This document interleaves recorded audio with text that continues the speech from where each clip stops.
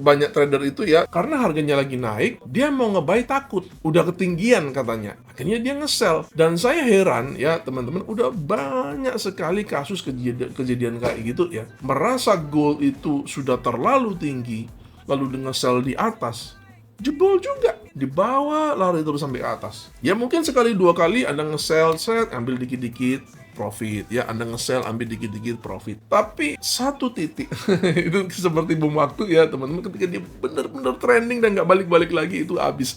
Terutama kalau Anda nggak pakai, tidak mengelola resiko dengan baik. Om, gue mau intraday, market bakal kemana? Nah, ini kalau jadi trader nggak boleh begini. Mentalitas seperti ini harus dibuang nih ya. Jadi trader tuh jangan tanya, waduh gawat dong kalau Anda jadi trader, Anda nggak tahu apa yang harus Anda lakukan gitu ya teman-teman, lalu Anda tanya-tanya.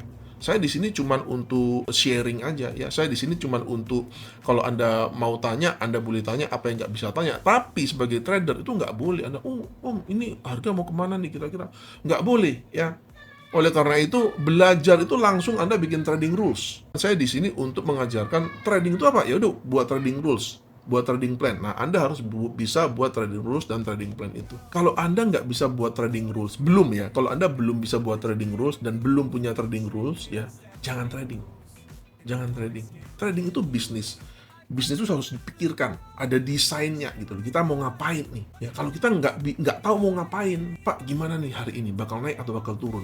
Waduh. Saya di sini ngajar untuk memberikan Anda itu pancingnya ya. Jadi agar supaya Anda itu bisa memutuskan sendiri hari ini gua mau buy atau gua mau sell berdasarkan trading rules ya. Ujung-ujungnya semua balik ke SNR ya, Bang. Iya. Itu kalau kita mengerti apa itu SNR ya teman-teman ya. Kalau kita mengerti apa sih sebenarnya SNR itu apa sih, maka semuanya itu akan berujung ke SNR ya. SNR itu satu-satunya tujuan analisa teknikal itu hanya satu. Anda mau pakai teknikal apapun ya teman-teman ya, yang ada di seluruh kolong langit ini, tujuan finalnya itu untuk mencari support and resistance. Kenapa? Karena di area-area support and resistance itulah orang akan entry, orang akan SL, dan orang akan TP. Jadi sebenarnya gampang aja mikirnya itu. Cuman memang SNR itu dia ada dalam banyak bentuk. Ya, ada garis horizontal, ada garis diagonal. Kalau Anda melihat chart pattern itu kan sebenarnya hanya terdiri dari dua unsur,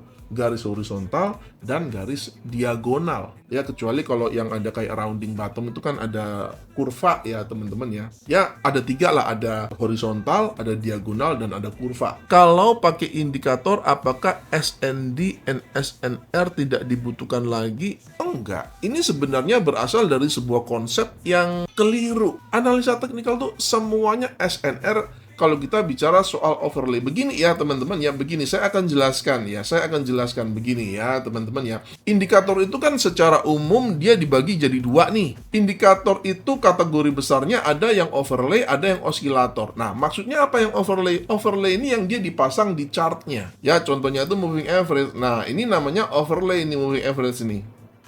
Ya, kemudian yang di bawah itu osilator namanya.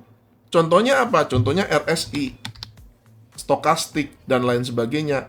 Nah, yang di bawah ini namanya osilator. Osilator ini biasanya dia kalau nggak momentum ya volume. Kemudian kalau kita bicara soal yang tadi dikatakan sama teman kita itu ya teman-teman, biasanya mengacunya ke indikator yang overlay ini, moving average, Bollinger Band, Donchian Channel, dan fractals dan teman-temannya itu semuanya juga support and resistance. Jadi overlay ini itu adalah support and resistance. Itu sebenarnya semuanya support and resistance, nggak ada yang nggak support and resistance. Cuman kalau misalkan moving average ini, dia juga fungsinya sekaligus untuk membaca arah tren. Tapi moving average itu support and resistance. Jadi kalau harga bergerak, misalkan begini ya, harga lagi bergerak di atas begini, artinya moving average-nya bertindak sebagai apa? Sebagai support. Support yang dinamis, orang bilang. Ya, sedangkan kalau kita tarik garis begini, ini adalah support yang statis, artinya ya dia levelnya tetap sama di situ. Kalau moving average kan dia naik terus tuh, dia dinamis, dia akan mengikuti terus arah harga.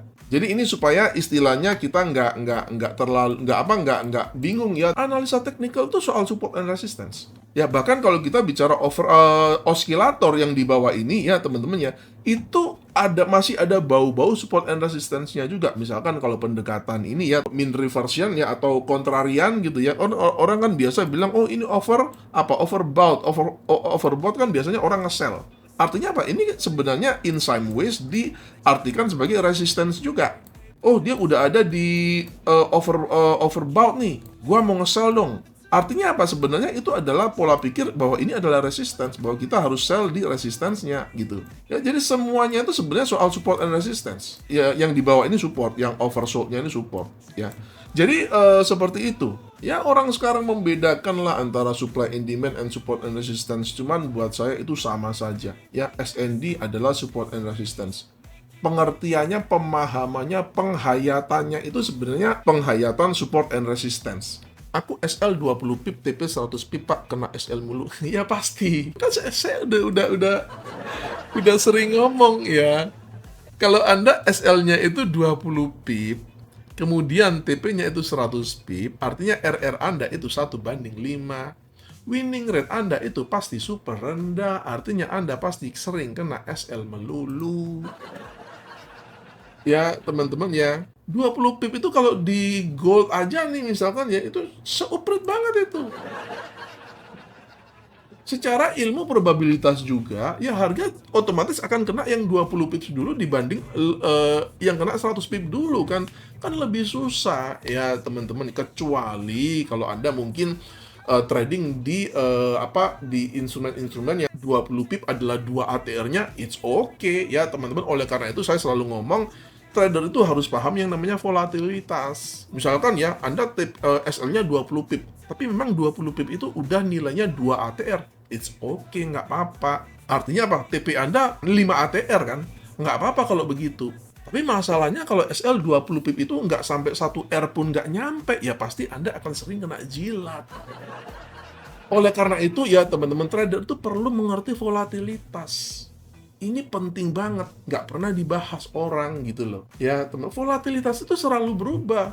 Beda volatilitas, beda pips, beda juga lot size-nya. Itu yang seringkali orang nggak paham. Ya teman-teman, jadi trader itu nggak nyantai. Dipikir kalau udah punya, metode gua nih bisa enak dipakai. Dia nggak lihat volatilitas, tidak menyesuaikan SL-nya, TP-nya, lot size-nya juga harus disesuaikan. Gitu loh. Jadi trader itu sebenarnya pekerjaannya itu sulit, aktif ya teman-teman ya. Karena kalau enggak kan jadi nggak make sense. Kalau sekarang menurut saya ya teman-teman dengan kondisi gold saat ini, Anda SL 20 pip, TP 100 pip, lalu Anda mengeluh tentang kena SL terus, ya pasti men.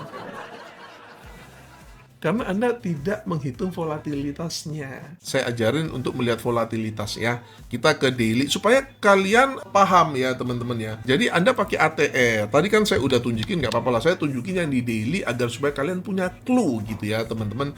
Mungkin kalau di daily kan clue-nya kalian lebih bisa oh ternyata begini. Oh kenapa Pak Setio SL-nya selebar samudra gitu ya tuh, seluas angkasa. Jadi ini ya teman-teman ya. Nah ini gold nih, gold. Kita melihat ya ATR-nya itu 700 pip. ATR-nya itu 700 pip. Saya adalah seorang swing trader. Mostly saya adalah seorang swing trader. Kalau saya swing trader, SL saya 250 pip dan XAU itu ATR-nya itu 700 pip. Pantas nggak sepertiganya SL saya? Pantas dong. Justru kalau SL Anda itu 20 pips, sedangkan sehari dia bisa gerak 700 pips, itu yang nggak pantas. Pak, gede banget SL-nya. Kecilin lot size-nya. Lotnya jangan gede-gede. Kenapa? Kita ada menghitung volatilitas marketnya. Volatilitas market itu untuk menghitung berapa posisi, berapa lot yang kita pantas untuk pertaruhkan di market gitu loh. Ini ilmu basic yang seharusnya Anda paham. Jadi jangan tanya, SL-nya selebar samudra katanya ya teman-teman tadi. Ya nggak apa-apa, SL-nya selebar samudra, TP-nya kan seluas angkasa raya. Ya jadi balik lagi semuanya itu ada hitung-hitungannya, gitu loh. Nggak asal. Justru kalau menurut saya kalau Anda SL sekarang, gold 20 pip, nah itu ngasal itu ya teman-teman. Itu baru ngasal tuh kalau kondisi seperti sekarang, Anda gold SL-nya 20 pips, nah itu ngasal ya teman-teman. Artinya Anda tidak tidak memperhitungkan faktor volatilitas gitu loh.